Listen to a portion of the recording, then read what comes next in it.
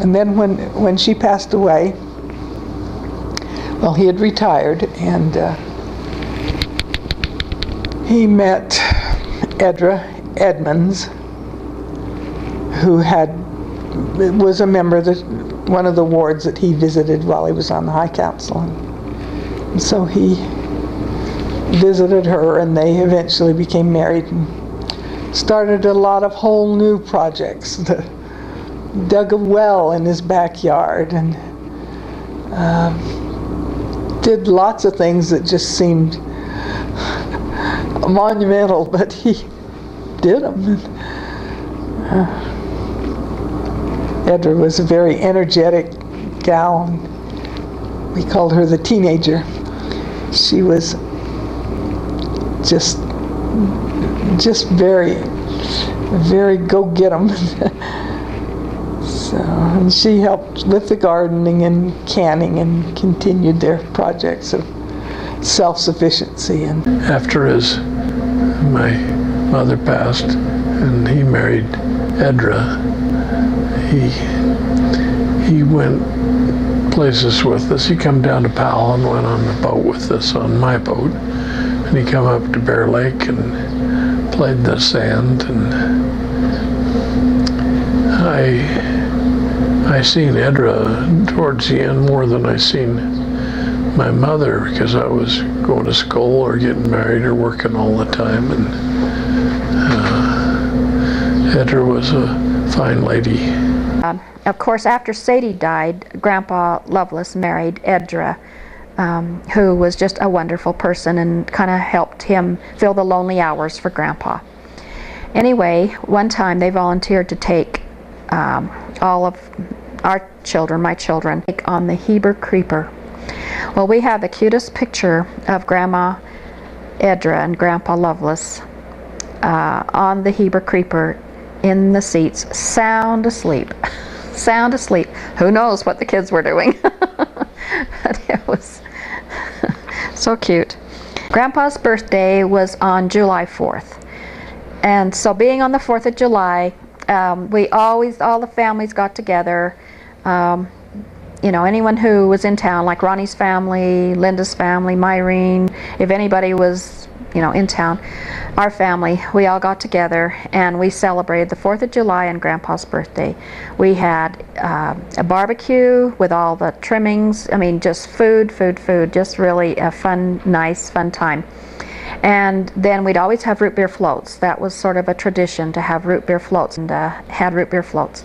And then the other thing is Grandma Sadie would make a birthday cake, and she would put some sparklers on it.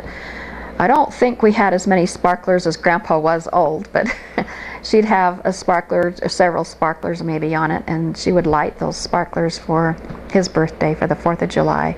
It was just a fun time. It seems like we had watermelon and just all the trimmings that go with a barbecue. We'd do the hamburgers in the backyard. It seems like I think Grandpa did the barbecue, and he helped a lot with the food for that, and just a fun time. I think he died just before his birthday, and so we missed out on that last barbecue, I guess. Or Grandma Edra that called your dad and said that he was experienced some pain in down his arm, and they were trying to get him to go to the hospital, and he didn't want to do that. But anyway, your dad left immediately and went to Grandpa Lovelace's house, and no one could convince him that he should go to the hospital. He said he'd either be all right or he wanted to die there. It wasn't, you know, he just was not interested in going to the hospital.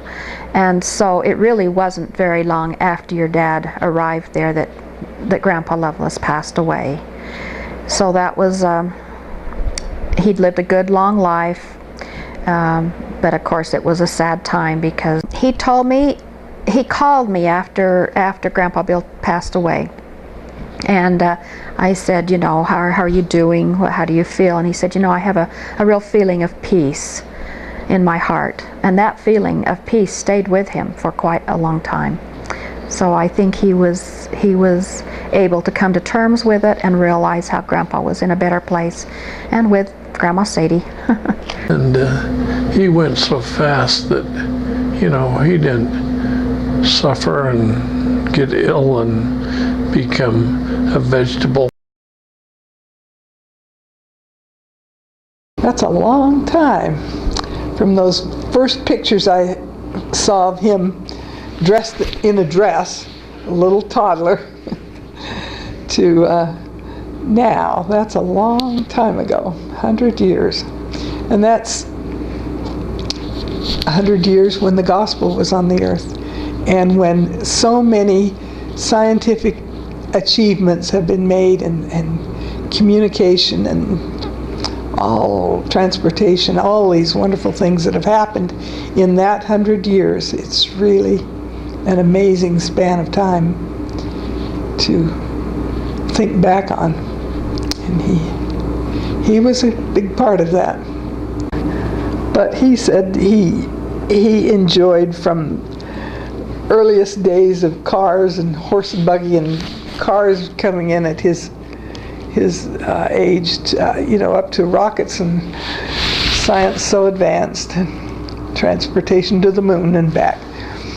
And gives me the same feeling, this legacy of when you look in the mirrors of the temple and see the posterity, and the people before and the people coming after, because certainly Grandpa Lovelace has a wonderful posterity. Many children, well, he had 4 children, and I don't know how many grandchildren, and I don't know how many great-grandchildren there are now, but a wonderful legacy that he had great ancestors and then a great posterity. Thought, first of all, how quickly life passes. How quickly it passes. And I can imagine the Lord saying to him, "Well done, thou good and faithful servant," because certainly he was that.